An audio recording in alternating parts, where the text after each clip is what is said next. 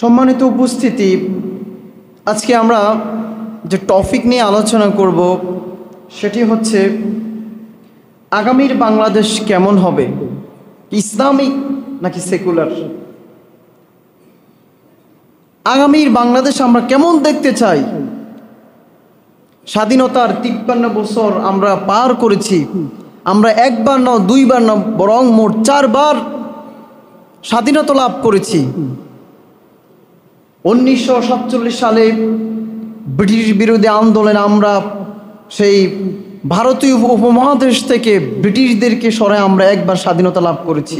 দ্বিতীয়বার স্বাধীনতা লাভ করেছি আমরা ভারত থেকে। তৃতীয়বার স্বাধীনতা লাভ করেছি সে 1971 সালে 16 ডিসেম্বর পাকিস্তানিদের থেকে, যেহেতু আমরা ছিলাম পূর্ব পাকিস্তান। তো যাই হোক, এবং সর্বশেষ আমরা দীর্ঘ 16-17 বছর পেশিবাদ শাসনের পর মধ্য দিয়ে আল্লাহ তাআলা আমাদেরকে ছাত্র এবং আফামর জনসাধারণের আন্দোলনের মধ্য দিয়ে আমরা পেচিস্টকে বিদায় দেওয়ার মাধ্যমে আমরা আবারও স্বাধীনতা লাভ করেছি। কথা ঠিক কিনা? কিন্তু এখনো কি আমরা পরিপূর্ণ স্বাধীনতা লাভ করতে পেরেছি? এখনো কি আমাদের কোনো জান মালের নিরাপত্তা আছে? না, আমরা এখনো স্বাধীনতা লাভ করতে পারিনি। এখনো আমরা বিজয়ের সেই নিশানা স্বাদ আমরা উপভোগ করতে পারিনি। এখনো নিরীহ ব্যক্তির উপর বিভিন্ন মামলা হামলা দিয়ে তাকে বাড়ি থেকে তাড়িত করা হচ্ছে। বিভিন্ন শত্রুতার মধ্য দিয়ে একের পর এক বিভিন্ন এখনো খুন খারাপি লুটতরাজ এখনো আমরা বিভিন্নভাবে দেখতে পাই, শুনতে পাই। সম্মানিত হাজিরিন, ওই দৃষ্টিকোণ থেকে বলা যাচ্ছে এখনো আমরা পরিপূর্ণ স্বাদ আস্বাদন করতে পারিনি।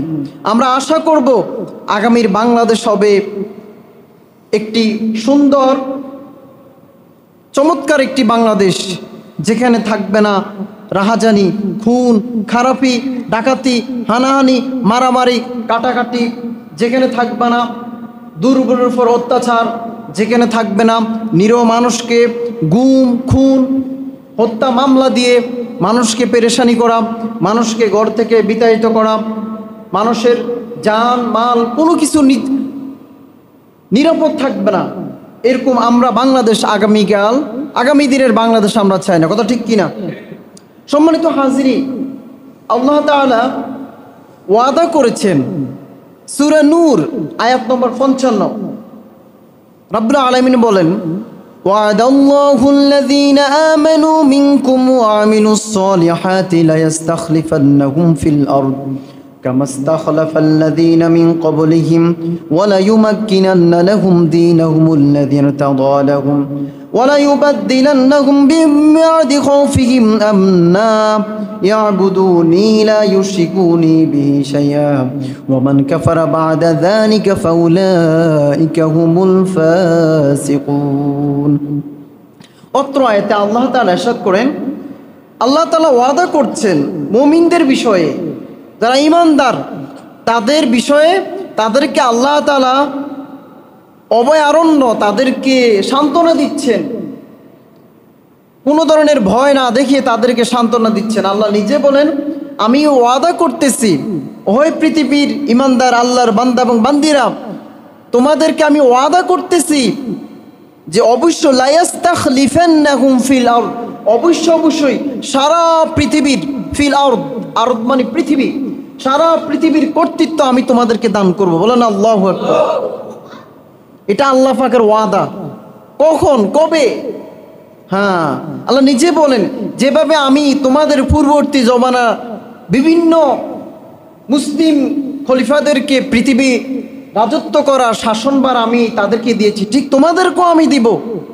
আমরা দেখেছি হযরত ইসলামের দ্বিতীয় খলিফা হযরত ওমর রাদিয়াল্লাহু তাআলা আনহু কিভাবে অর্ধ পৃথিবী শাসন করেছেন। কথা ঠিক কিনা? আবু বকর, ওমর, ওসমান, আলী, তারপরে বিভিন্ন খোলাফায়ে রাশিদিন এবং আব্বাসীয় খলিফাগণ এবং ভারতের মুঘল শাসক সেই বাবর, হুমায়ুন, তারপরে আওরঙ্গজেব, মোহাম্মদ আলমগীর, সম্রাট শাহজাহান এবং সম্রাট আকবর কিভাবে এই ভারতবর্ষকে 750 বছর তারা রাজত্ব করেছিলেন। সম্মানিত হাজিরিন, ঠিক আল্লাহ তাআলা মনে হচ্ছে যেন আমাদেরকে কোনো না একটা মনে যেন এই মাত্র নাজিল হয়েছে। আল্লাহ নিজে বলেন, তোমরা যারা এই 21 শতাব্দীতে বসবাস করতেছো, এই আধুনিক যুগে, আমি ওয়াদা করতেছি সারা পৃথিবীর মুসলমানদেরকে আমি শাসনভার তোমাদের হাতে সুপর্দ করে দিব, ন্যস্ত করে দিব, যদি তোমরা আল্লাহর জমিনে আল্লাহর দিন বাস্তবায়ন করো। কি বললাম? আল্লাহর জমিনে আল্লাহর দিন যদি বাস্তবায়ন করতে পারি, আল্লাহ নিজে বলেন, আমরা যদি ইসলামের পথে অটল অবিচল থাকতে পারি, তবে আল্লাহ তাআলা ওয়াদা করতেছেন সারা পৃথিবীর রাজত্ব আল্লাহ তাআলা আমাদের হাতে ন্যস্ত করেন। বলেন আল্লাহু আকবার। কিন্তু আমরা কি আদৌ কোরআন হাদিস মাফিক চলি কিনা? না। ইসলামের অসংখ্য বিধিবিধানকে আমরা বৃদ্ধাঙ্গুলি প্রদর্শন করে যাচ্ছি প্রতিনিয়ত। তার মধ্যে একটা বিধান, নামাজটা আমরা কি ঠিকমতো পড়ছি? না। আমরা নামাজটাও ঠিকমতো পড়ার আমাদের সময় নেই, আমরা অনেক ব্যস্ত। আল্লাহ তাআলা আমাদের হাতে কিভাবে সুপার পাওয়ার, সারা বিশ্বের ক্ষমতা আমাদের হাতে ন্যস্ত করবেন? বলেন কিভাবে দিবেন? তারপর আল্লাহ বলেন আরো কয়েকটি কাজ করতে হবে। ওয়ালা ইউবাদদিলান্নাকুম মিন বাদি খাউফিহিম আমনা। তোমরা আল্লাহর জমিনে আল্লাহর দিন বাস্তবায়ন করো, তাহলে আমি তোমাদেরকে ওয়াদা দিচ্ছি সারা পৃথিবীর রাজত্ব তোমাদের হাতে ন্যস্ত করব এবং তোমাদের ভয়গুলোকে আমি অভয় হিসাবে পরিণত করব। অর্থাৎ তোমরা যাদেরকে দেখলে ভয় করো, সুপার পাওয়ার, ক্ষমতার অধিকারী, সে আমেরিকা, রাশিয়া, ফ্রান্স, যুক্তরাজ্য, লন্ডন, তারপরে আপনার উত্তর কোরিয়া, এই যে সুপার পাওয়ার, যে ক্ষমতার অধিকারী যে দেশগুলোর কথা বললাম, তাদের নাম নিলেও আমাদের ভয় লাগে। আল্লাহ বলেন সেই ভয়ের জায়গাগুলোকে আমি দূর করে দিব। বলেন না সুবহানাল্লাহ।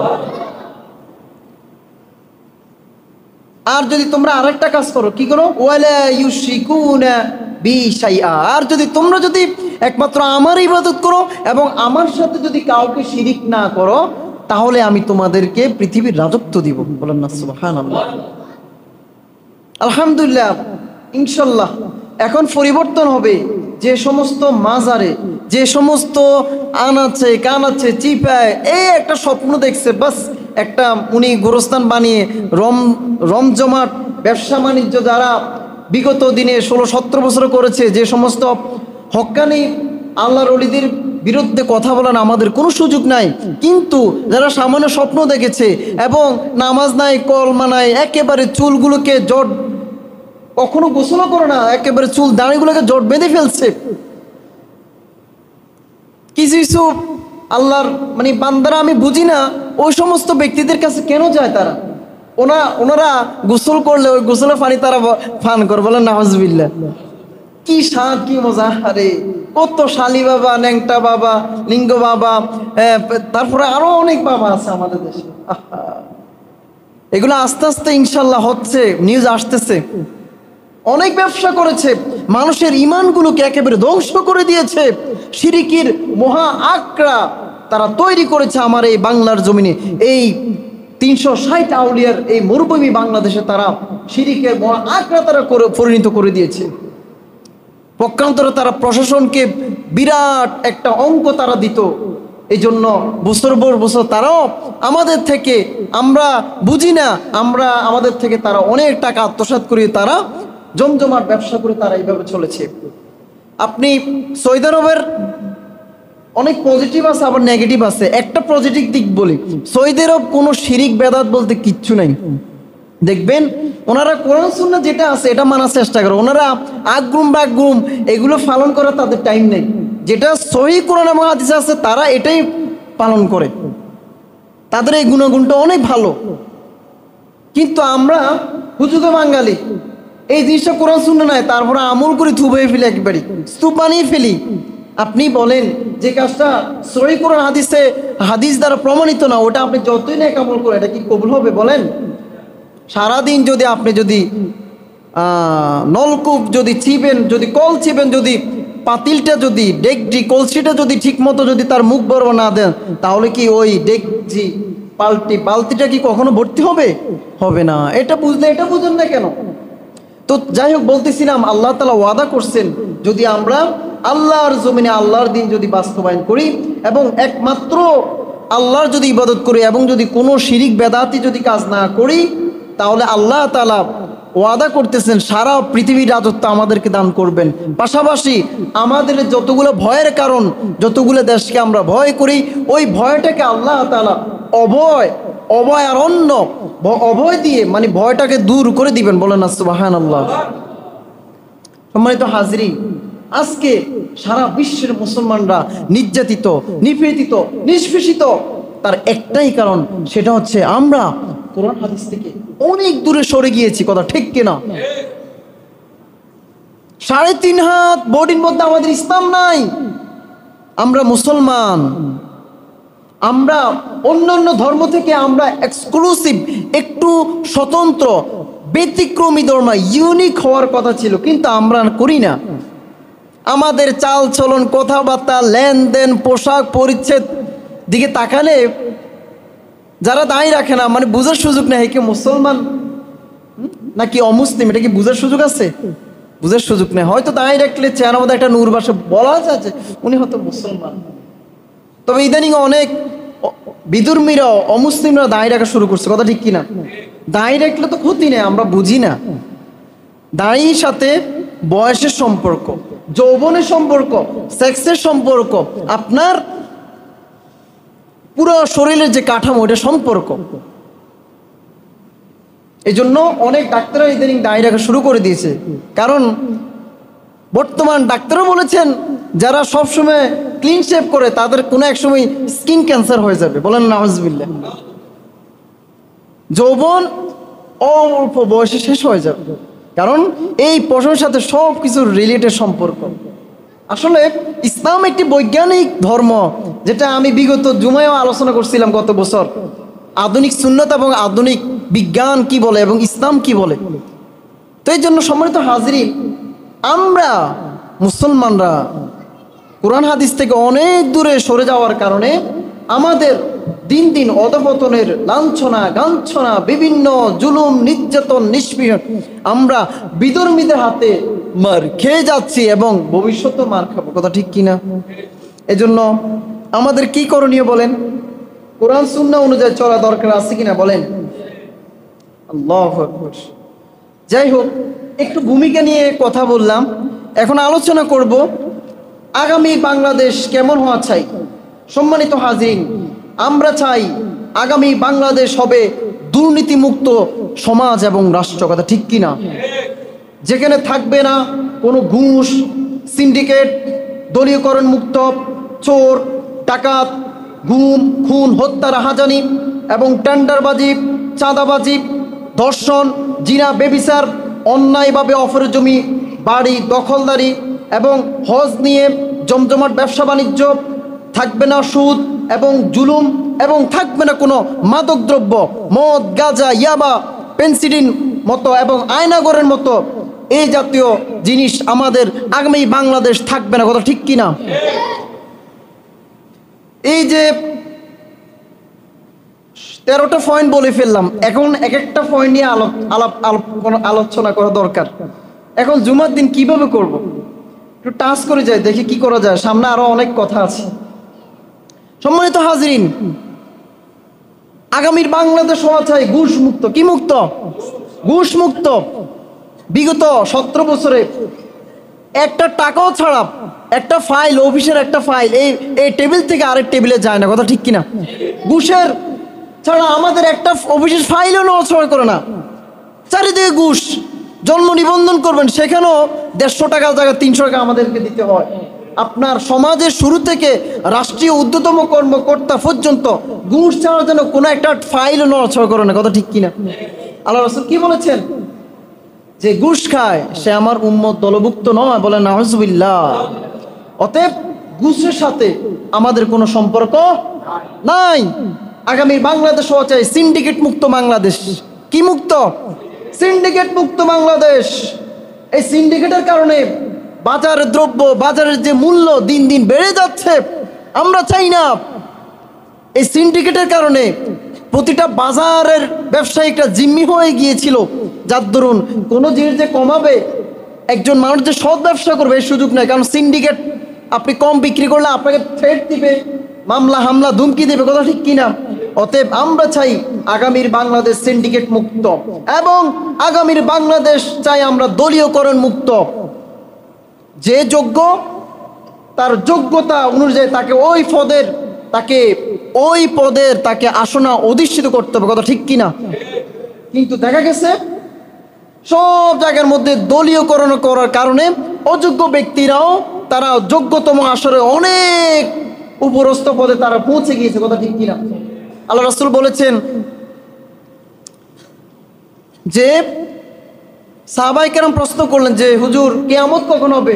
তখন রাসূল বলেন ইযা দুইয়াতিল আমানাতু ফান্তাযিরি সাআ, যখন আমানতের খেয়ানত হবে তখন বুঝে নিবা কিয়ামত শুরু হয়ে যাবে। তখন সাহাবায়ে কেরাম প্রশ্ন করলেন কাইফা ইদাআতুহা ইয়া রাসূলুল্লাহ, কিভাবে আমানতের খেয়ানত করা হয়? তখন রাসূল বলেছেন ইযা উসিদাল আমরু ইলা আহলিহি গায়রিহা, অর্থাৎ যখন যে ব্যক্তি যে চেয়ারের যোগ্য ওকে যদি ওই চেয়ারে না বসে যদি অযোগ্য কোনো ব্যক্তিকে যদি বসানো হয়, তাহলে তোমরা অপেক্ষা থাকো, কিয়ামতের সেদিন আর বেশি দূর না, কিয়ামত অচিরে ঘটে যাবে। বলেন নাউজুবিল্লাহ। এরকম ঘটনা বিগত 17 বছর হয়েছে কিনা বলেন? কম না বেশি? অতএব আমরা চাই না আগামীতে যারা আসবে আসুক, আমরা চাই না আর দলীয়করণ প্রতিটি সেক্টর হোক, এটা চাই না। আগামী ইসলামী বাংলাদেশে, মৌলবাদী বাংলাদেশে সবকিছু দলীয়করণ হবে, এটা আর চাই না। সম্মানিত হাজির, আগামী বাংলাদেশ হবে চোর ডাকাত মুক্ত, কথা ঠিক কিনা? আগামী বাংলাদেশ হবে যারাই রাষ্ট্রীয় সম্পদ চুরি করবে, আল্লাহ রাসূল এবং কোরআনে কি বলেছে, আস-সারিকু ওয়াস-সারিকাতু ফাকাতু আইদিয়াহুমা, যারা চুরি করবে 10 দিরহামের বেশি তাদেরকে হাত কেটে দাও, চাই তারা পুরুষ হোক অথবা নারী হোক, তাদেরকে হাত কেটে দাও। অতএব আগামী বাংলাদেশে যদি প্রকাশ্য কোনো যদি এভাবে বিচার করা হয়, তাহলে আর কোনো রাঘব বোয়াল চোর ডাকাত আমার বাংলার জমিনে খুঁজে পাওয়া যাবে না, কথা ঠিক কিনা? অতএব আর দেখতে চাই না চোর ডাকাত যারা চুরি করে আমার দেশটাকে বিক্রি করে দিয়েছে, যারা তাদের স্বার্থের কথা চিন্তা করে দিয়ে কোটি কোটি টাকা আমার এই বাংলার জমিন থেকে পাচার করেছে, আর দেখতে চাই না সেই চোর ডাকাতদেরকে। সম্মানিত হাজিরিন, আগামীর বাংলাদেশ হবে গুম, হত্যা, রাহাজানি মুক্ত সমাজ, এবং আগামী বাংলাদেশ হবে আয়নাগর মুক্ত, কথা ঠিক কিনা? আর কোনো নিরহ মায়ের কোল খালি হতে আমরা দেখতে চাই না। যারা গুম হয়েছে তাদের ভিডিওগুলো দেখলে চোখের পানি চলে আসে, তাদেরকে কিভাবে গুম করেছে, তাদেরকে কিভাবে রাখা হয়েছে আয়নাগরে।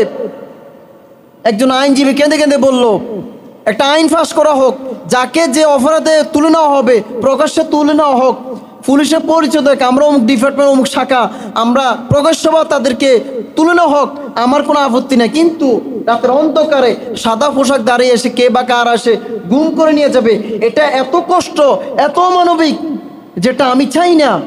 অতএব আগামী বাংলাদেশ হবে, আগামী বাংলাদেশের মধ্যে কোনো ধরনের গুম আর দেখতে চাই না, যে গুমের কারণে অসংখ্য মানুষ তার স্ত্রীরা তার স্বামীদেরকে হারিয়েছে, কথা ঠিক কিনা? অসংখ্য মা তার সন্তানকে হারিয়েছে, এবং আর এই ধরনের কোনো গুম দেখতে চাই না, এবং দেখতে চায় না কোনো ধরনের খুন খারাপি, কথা ঠিক কিনা?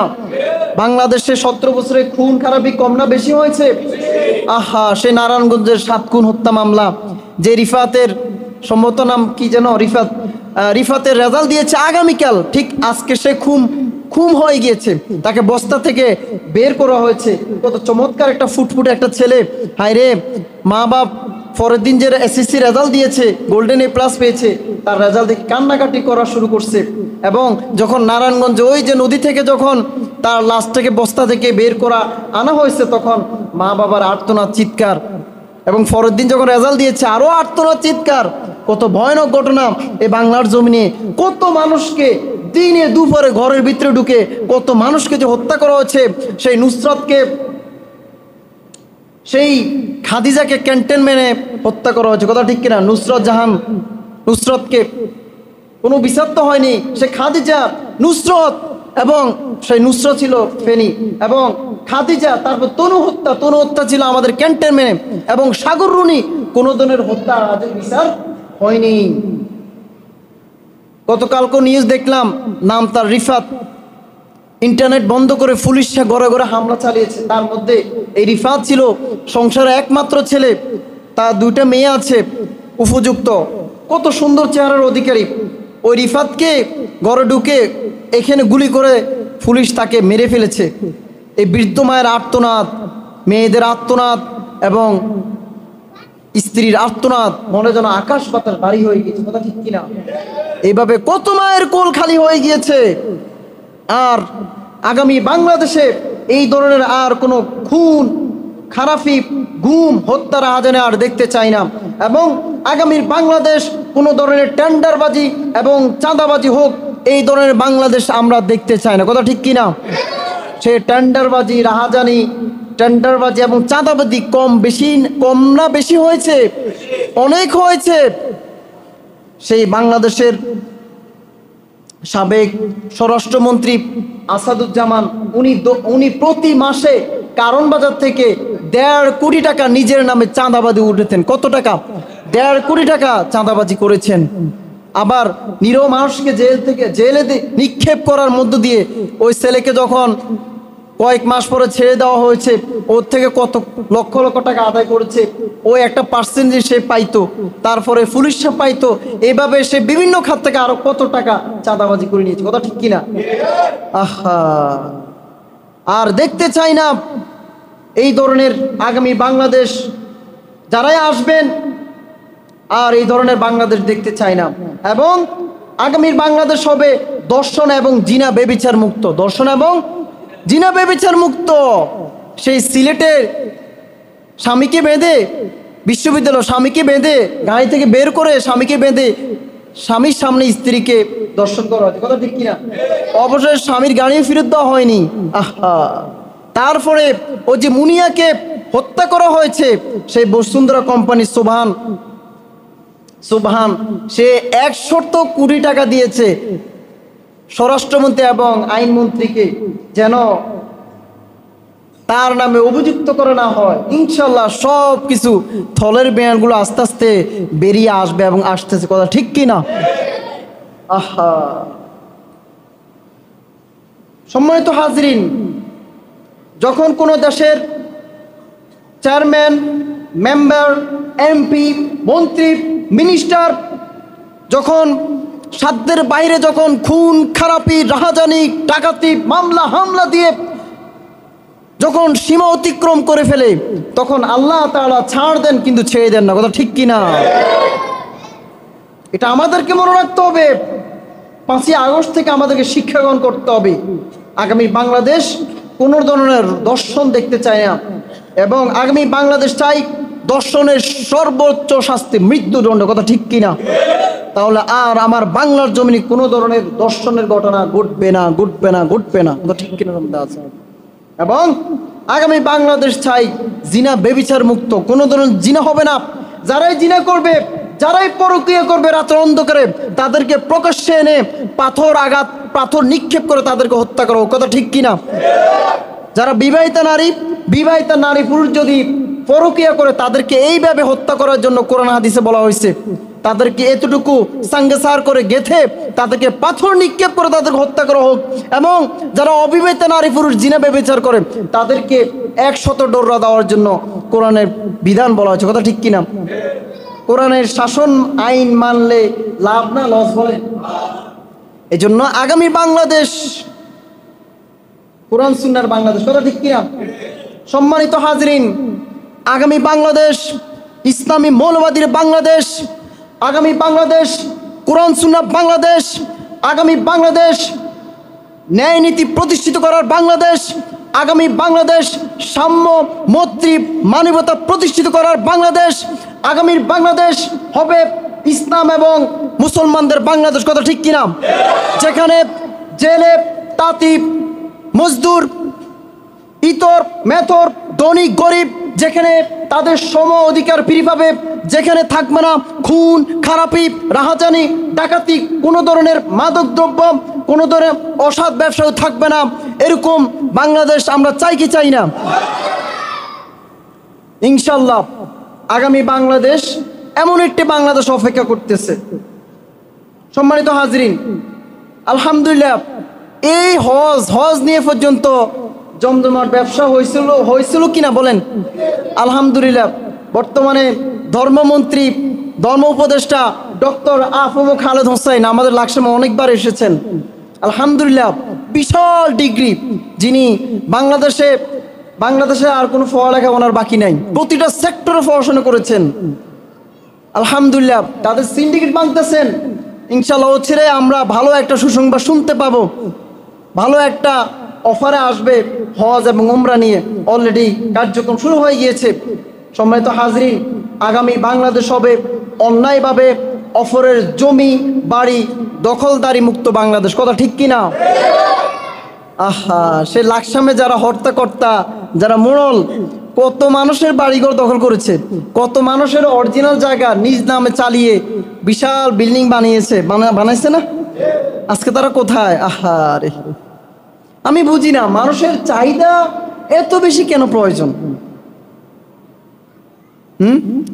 সালমান এফ রহমান কথা বলেন, ফলক আইনমন্ত্রী কথা বলেন, মানে যাদেরকে ধরেছে সেনাবাহিনীর আজিজ আহসান, শহীদুল ইসলাম কিছু আগে ধরছে, যত ব্যক্তিকে ধরছে, যত ছোটখাটো ব্যক্তি বড় ব্যক্তি কোটি কোটি হারুন কোটি কোটি কোটি কোটি টাকা তারা বানিয়েছে। কিছু আগে হাজি সেলিমকে ধরছে, 20,000 কোটি টাকা আত্মসাৎ করেছে। কত হাজার? 20,000 কোটি টাকা। অথচ উনি পান ব্যবসায়ী ছিলেন কয়েক বছর আগেও। আহা আহা আহা রে দেশ রে,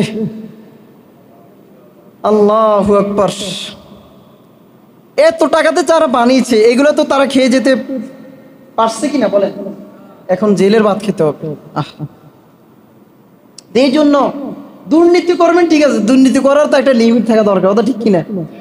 বুঝছি আপনি গুরুত্বপূর্ণ পদে বসছেন, দুর্নীতি করেন, এটা তো আমি সমর্থন করি না, কিন্তু ইসলামও সমর্থন করে না। করার মতো তো একটা লিমিট আছে নাকি? হাজার হাজার কোটি টাকা আপনার কাছে 10 লাখ 10 কোটি টাকা থাকে, এটা কে খাবে বলেন? 10 কোটি, 1 কোটি থাকলে তো আপনার পাশে দিয়ে হাঁটা যাবে না। ওরে বাপ, কি মানে আপনার পাওয়ার কি বেড়ে যাবে? 1 কোটি টাকার মালিক রে। এই জন্য আল্লাহ পাক আমাদেরকে এই সমস্ত জিনিস যেগুলো কথা তুলে ধরলাম, এগুলো থেকে যেন আমরা যেন বিরত থাকতে পারি। সম্মানিত হাজরিন, আগামী বাংলাদেশ চাই কেমন বাংলাদেশ? ধর্মীয় অনুশাসন মুক্ত বাংলাদেশ, ধর্মীয় অনুশাসন যুক্ত বাংলাদেশ, ধর্মীয় অনুশাসন যুক্ত বাংলাদেশ। আগামী বাংলাদেশ যদি প্রতিটা সেক্টর যদি কোরআন সুন্নাহর আইন যদি বাস্তবায়ন হয়ে যায়, তাহলে একজন ব্যক্তি চুরি করার সাহস পাবে না, ডাকাতি করার সাহস পাবে না, জিনা ব্যভিচার রেপ দর্শনগিরি করার কাজ করার সাহস পাবে না। কথা ঠিক কিনা? দেখেন না, আলহামদুলিল্লাহ একটা পাসপোর্ট করবেন কত জটিলতা। এই যে পাসপোর্ট ভিসা, পাসপোর্ট করতে গিয়ে এখন অনেক সহজ হয়ে যাচ্ছে। আগে সামান্য একটা ফাইল আরেক ফাইলে নড়াচড়া করে না, যতক্ষণ পর্যন্ত টেবিলের নিচে মোটা অঙ্কের টাকা না দিবেন। আলহামদুলিল্লাহ প্রতিটা সেক্টরে ছাত্ররা যখন যাচ্ছে তদারকি করছে, মোটামুটি সবাই এই ভয়ে ভয়ে মোটামুটি প্রত্যেকটা ডিপার্টমেন্ট কেন জানি অন্যরকম হয়ে গিয়েছে। সবাই তার যে রেসপন্সিবিলিটি, যে দায়িত্ব, কেন জানি দায়িত্বটা যথাযথভাবে সবাই পালন করে যাচ্ছে। কথা ঠিক কিনা? এই জন্য ধর্মীয় অনুশাসন যদি হয়ে যায়, কোরআন হাদিসের বাংলাদেশ যদি হয়ে যায়, কোরআন সুন্নাহ আইন ভিত্তিক যদি বাংলাদেশ হয়ে যায়, তাহলে একটা বিধর্মী অমুসলিম হিন্দু বৌদ্ধ খ্রিস্টান যে ধর্ম অবলম্বন করুক না কেন, তারা তাদের নিজ ধর্ম সুন্দরভাবে পালন করতে পারবে। তাদের যে গির্জা, হিন্দুদের যে মন্দির, ওই মন্দিরে খ্রিস্টানদের যে চার্চ এবং ইহুদিদের যে প্যাগোডা, এই প্যাগোডার মধ্যে কেউ হামলা করবে না। কথা ঠিক কিনা? কারণ ইসলাম এমন একটি ধর্ম, লাকুম দীনুকুম ওয়ালিয়া দীন, তার ধর্ম তার কাছে, আমার ধর্ম আমার কাছে। অতএব ইসলাম চায় না নিজের ধর্ম পালন করতে গিয়ে অন্য ধর্মকে আঘাত করা, অন্য ধর্মের মানুষগুলোকে আঘাত করা, এটা ইসলাম কামনা করে না। শুধু তাই না, ইসলাম কি বলে? ইসলাম বলে যে ইত্তাকি দাওয়াতাল মাজলুম, তোমরা মাজলুমের ফরিয়াদকে ভয় করো। ওয়াইন কানা কাফিরান, যদিও সে কাফের, যদিও সে কাফের। আপনি মুসলমান, উনি হিন্দু, কাফের, বৌদ্ধ, খ্রিস্টান, যাই হোক, এই জন্য আপনার পাওয়ার আছে, ক্ষমতা আছে না, আপনি তাকে যা ইচ্ছে তাই করতে পারেন না। আল্লাহ রাসূল বলেছেন, চাই সে কাফের হোক, তারপরেও তার ফরিয়াদকে ভয় করো, ওই মাজলুম ব্যক্তির আর্তনাদকে ভয় করো। ফাইন্নাহা লাইসা বাইনাহা ওয়া বাইনাল্লাহি হিজাব, কেননা মাজলুম ব্যক্তি ফরিয়াদ, কেননা মাজলুম ব্যক্তি আর আল্লাহর সাথে কোনো ধরনের হিজাব, পর্দা থাকে না। ডাইরেক্ট আল্লাহ তাআলা ওই মাজলুম ব্যক্তি যে দোয়া করে, সরাসরি আল্লাহ তাআলা ওই দোয়া কবুল করে নেন। এই জন্যই তো কত মানুষের চোখে পানি আল্লাহ তাআলা শুনছেন না? অবশ্যই শুনেছেন, অবশ্যই এটার আমরা ফলাফল পেয়েছি, কথা ঠিক কিনা? এই জন্য মাজলুম ব্যক্তির দোয়া ফরিয়াদ থেকে আমাকে আপনাকে ভয় করতে হবে, কারণ তারা যে দোয়া করে তাদের দোয়াটা আল্লাহর মাঝে ফুঁসতে কোনো ধরনের পর্দা থাকে না। এজন্য আমাদেরকে, আপনার ক্ষমতা আছে, আপনি অফরের বাড়ি দখল করবেন, দোকান দখল করবেন, জায়গা দখল করবেন না। সম্মানিত হাজিরিন, প্লিজ এই জিনিসটা, এই হাদিস থেকে আমাদের শিক্ষা গ্রহণ করতে হবে। অন্যায়ভাবে কোনো ব্যক্তির বাড়ি, দোকান, জমি জামা সম্পদ আত্মসাৎ করা যাবে না, চাই সে অন্য দল করুক না কেন, কিন্তু তার চোখের পানি আল্লাহর দরবারে সরাসরি পৌঁছার ক্ষেত্রে কোনো ধরনের পর্দা থাকবে না। কথা বুঝে গেছে কি বললাম? এই জন্য বি কেয়ারফুল। আপনি মনে করেন না আমি তো অনেক ক্ষমতার অধিকারী বর্তমান হয়ে গেছে, না। যে অন্যায় করেছে সে অন্যায় অনুসারে, সে যতটুকু অন্যায় করেছে অতটুকু অন্যায় অনুসারে তাকে আইনের কাঠগড়ায় দাঁড়াতে হবে। কিন্তু আপনি আইন নিজ হাতে তুলে ধরবেন না, তুলে নিবেন না। আপনাকে অনুরোধ করছি, আইন নিজ হাতে তুলে নিবেন না। যে যতটুকু খারাপ কাজ করেছে তাকে অতটুকু প্রায়শ্চিত্ত করতে হবে, তাকে আইনের আপনি মুখোমুখি করবেন, কিন্তু তার বাড়ি ঘর জায়গা জমি, তার দোকানপাট আত্মসাৎ করবেন, ভাঙবেন পরিবার। কারণ যার আপনি ক্ষতি করবেন ওনার দিকে তার পুরো ফ্যামিলিটা তাকিয়ে আছে, কথা ঠিক কিনা? 7টা 8টা মেম্বার্স তার দিকে তাকিয়ে আছে কেন? অতএব তার বাড়িঘর নষ্ট করা দরকার না, বরং আইনগতভাবে যতটুকু নেওয়া দরকার ততটুকু নেবেন, তার অন্য কোনো ধরনের ক্ষতি করতে পারবে না। এটাই ইসলাম। চাই সে অন্য ধর্ম হোক, চাই সে অন্য দল করুক, তাতে কি হয়েছে? সে আমার ভাই। ইসলাম এমনিতেই গ্রহণযোগ্য ধর্ম হয়ে উঠে নাই। Islam is the complete code of life, এবং ইসলাম হচ্ছে বিশ্বের বুকে যত ধর্ম আছে সব ধর্ম থেকে সর্বশ্রেষ্ঠ ধর্ম। এমনিতেই হয়নি, কথা ঠিক কিনা সম্বন্ধে হাজিরিন? আমাদেরকে এগুলো মনে রাখতে হবে। আগামী বাংলাদেশ চাই সুষ্ঠু অবাধ নির্বাচন, সুষ্ঠু নির্বাচন, একটি কমিশন চাই, কথা ঠিক কিনা? আলহামদুলিল্লাহ আউয়াল কমিশন পদত্যাগ করেছে। যে সিইসি অনেক অপরাধ করেছে, সেই 2009 সাল, 14 সাল, 19 সাল, 24 সাল আমাদেরকে কি উপহার দিয়েছে আমরা দেখেছি। 2019 সাল আমাদেরকে উপহার দিয়েছে বিনা আপনার জোর করে ক্ষমতা নিয়েছে। 14 সালে আমরা দেখেছি বিনা প্রতিদ্বন্দ্বিতা বাংলাদেশে তারা ভোট উপহার দিয়েছে। 19 সালে দেখেছি দিনের ভোট রাতে দিয়েছে, কথা ঠিক কিনা?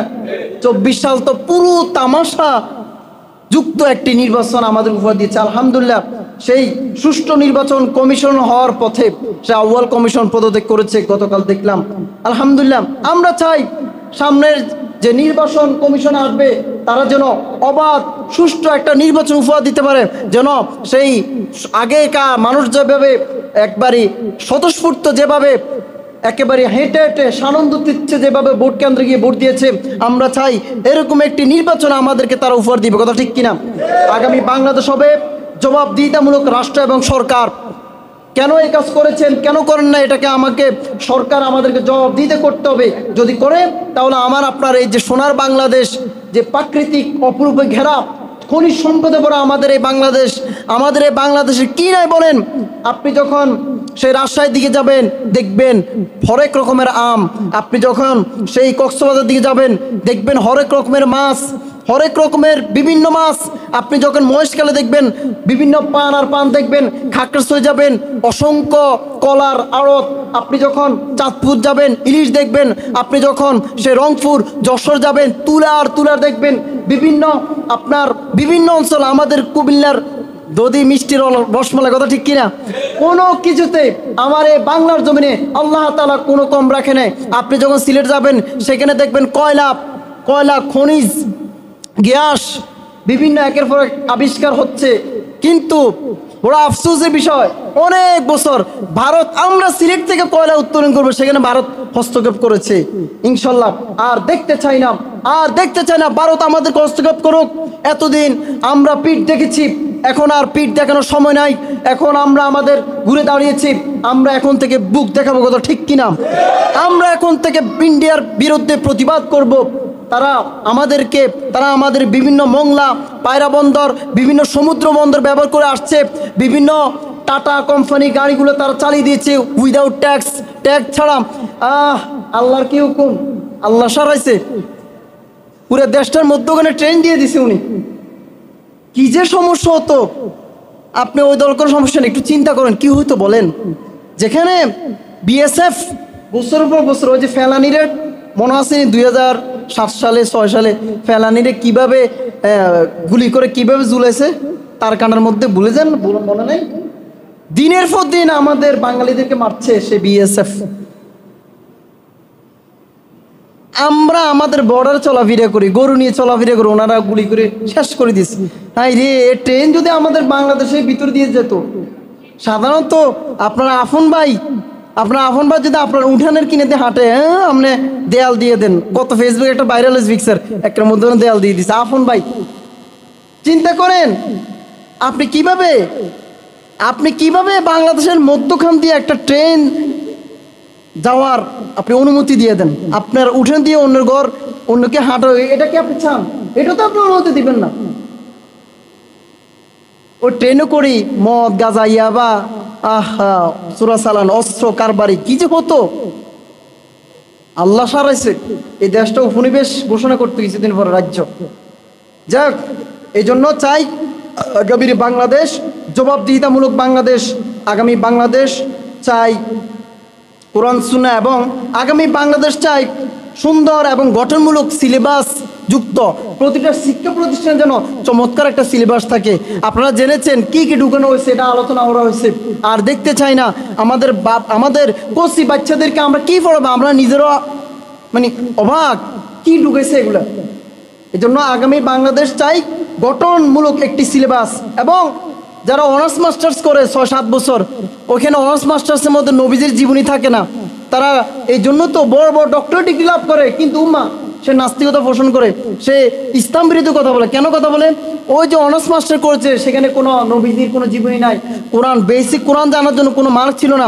এই জন্য আমি আজকের জুমা থেকে ঘোষণা করতে চাই, আগামী বাংলাদেশে যারা অনার্স মাস্টার্স করবে তাদের জন্য যেন বেসিক কোরআন এবং নবীর জীবনী গঠনমূলক যত পড়ালেখা থাকা দরকার যেন অন্তর্ভুক্ত করার কথা, ঠিক কিনা?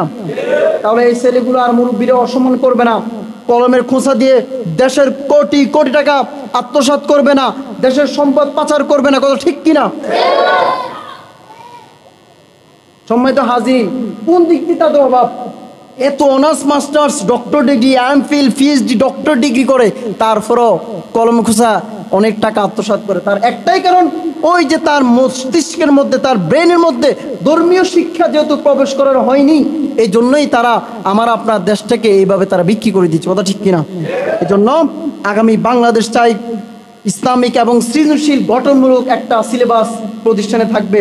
এবং আগামী বাংলাদেশ চাই দুর্নীতি দমন কমিশনার, চমৎকার একটা স্বাধীন দুর্নীতি দমন কমিশনার থাকবে, এরকম একটি আমরা বাংলাদেশ চাই, কথা ঠিক কিনা?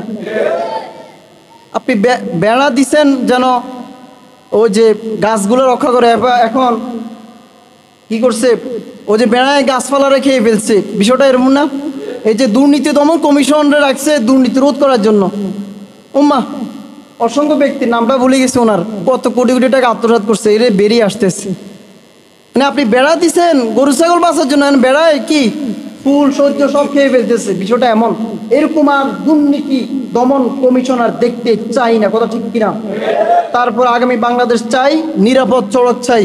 আমার অনেক স্কুল পড়ুয়া শিশু নিরাপদ সড়কের মধ্যে নিহত হয়েছে, কথা ঠিক কিনা? 19 সালে এটা আন্দোলন হয়েছে। তারপরে দ্রব্যমূল্য ঊর্ধ্বগতি কমুক, এটা আমরা এরকম একটি বাংলাদেশ দেখতে চাই।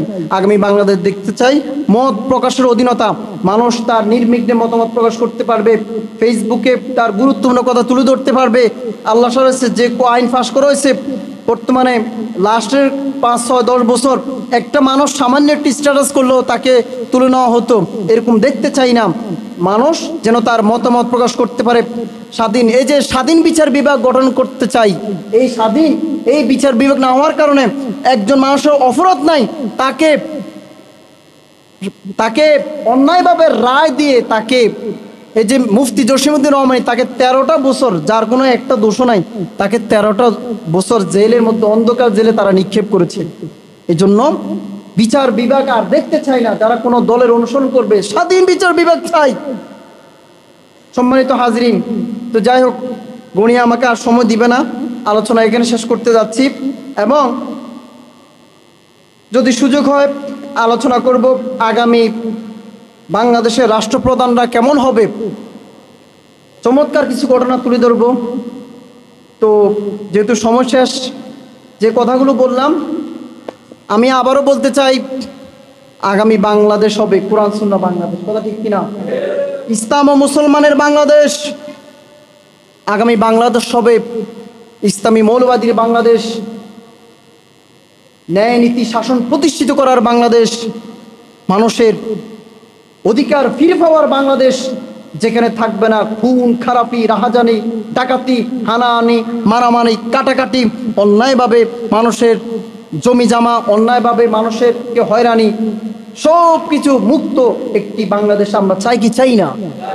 আল্লাহ তাআলা আমাদের সবাইকে আগামীর বাংলাদেশ সুন্দর, সুখী, সাবলীল একটি বাংলাদেশ যেন আমরা করতে পারি, সেই প্রত্যয়ে আমি আমার সংক্ষিপ্ত আলোচনা এখানে শেষ করতে যাচ্ছি।